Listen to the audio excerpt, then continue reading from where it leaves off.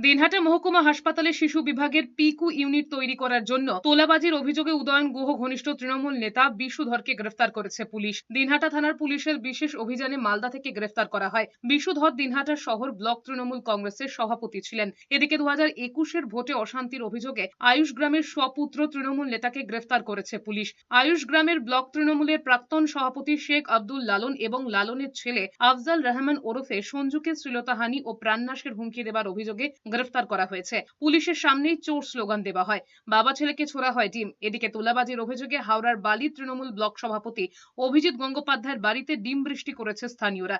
তৃণমূল নেতা বাড়ি থেকে বেরিয়ে এলে অভিজিৎ গঙ্গোপাধ্যায়কেও লক্ষ্য করে ডিম ছোড়া হয়। 2021-এর ভোট পরবর্তী হিংসার অভিযোগে 3 তৃণমূল নেতাকে গ্রেফতার করেছে পুলিশ। বারাবনী পঞ্চায়েত সমিতির সভাপতি অসিত সিং, তার ভাই উপপ্রধান বিশ্বজিৎ সিং এবং স্থানীয় তৃণমূল নেতা আকবর খানকে।